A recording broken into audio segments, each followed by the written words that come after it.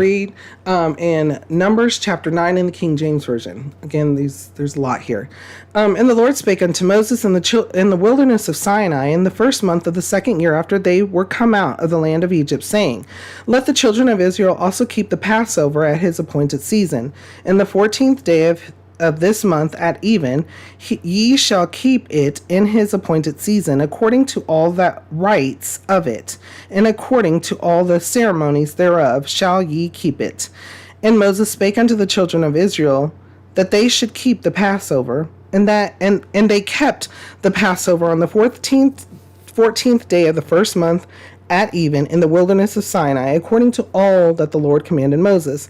So did the children of Israel. And there were certain men who were defiled by the dead body of a man, that they could not keep the Passover on that day. And they came before Moses and before Aaron on that day.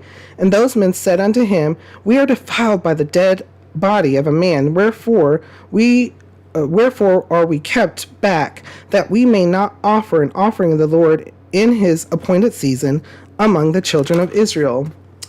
And I'm going to do a quick pause here. Okay, so quick pause. Now let's continue to read. And Moses said unto them, Stand still, and I will hear what the Lord will command concerning you. And the Lord spake unto Moses, saying, Speak unto the children of Israel, saying, If any man of you or of your posterity shall be unclean by reason of a dead body, or be in a journey afar off, yet he shall keep the Passover unto the Lord.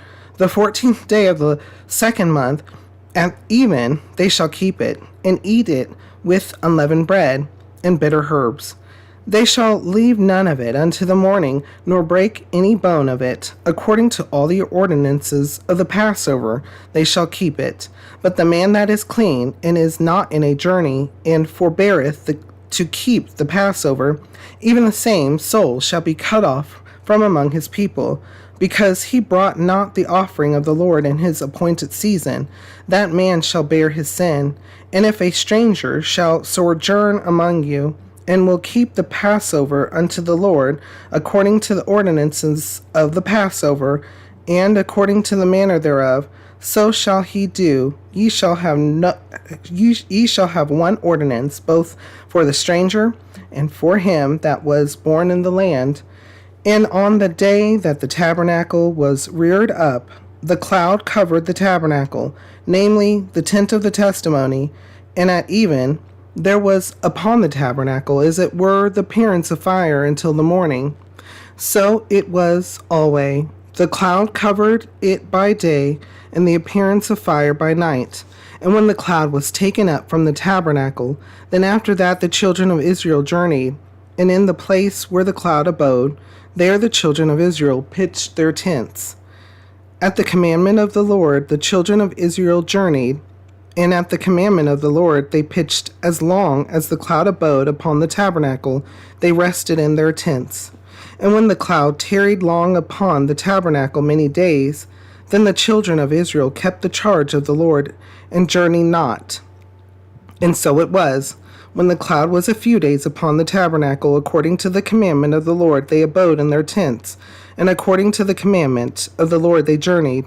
And so it was, when the cloud abode from even unto the morning, and that the cloud was taken up in the morning, then they journeyed, whether it was by day or by night that the cloud was taken up, they journeyed, or whether it were 2 days or a month or a year that the cloud tarried upon the tabernacle, remaining thereon, the children of Israel abode in their tents, and they journeyed not. But when it was taken up, they journeyed. At the commandment of the Lord they rested in the tents, and at the commandment of the Lord they journeyed. They kept the charge of the Lord at the commandment of the Lord by the hand of Moses. Okay, so there was a lot here in chapter 9, sermon upon sermon. But listen to this and think about what was going on and why it was going on. So again, verse 18, at the commandment of the Lord, the children of Israel journeyed, and at the commandment of the Lord they pitched. As long as the cloud abode upon the tabernacle, they rested in their tents.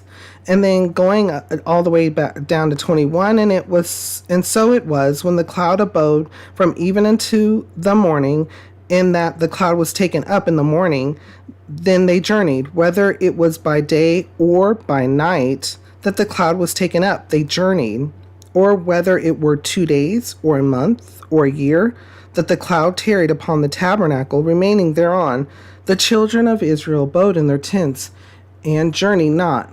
But when it was taken up, they journeyed. And so the Lord is guiding Israel, guiding the people of Israel. And also with that, things that I can think about, practice, things are being repeated. So they're taking up the tabernacle, putting it back together in order. Everybody is in their tribes, in their places.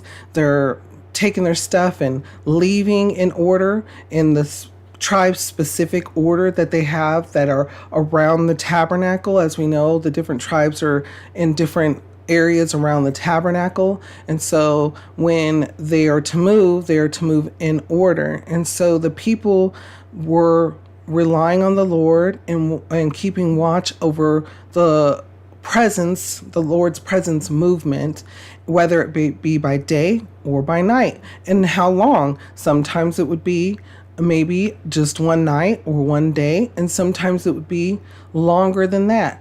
But they would continue to be guided by the Lord. Guidance from the Lord, bringing past to present. Are we in a cycle to be guided by the Lord, or are we in a control cycle where we want to do things our way and only our way? When we think our way is the correct way, when we think we already know this. I already know this, right? I already been there, done that, right?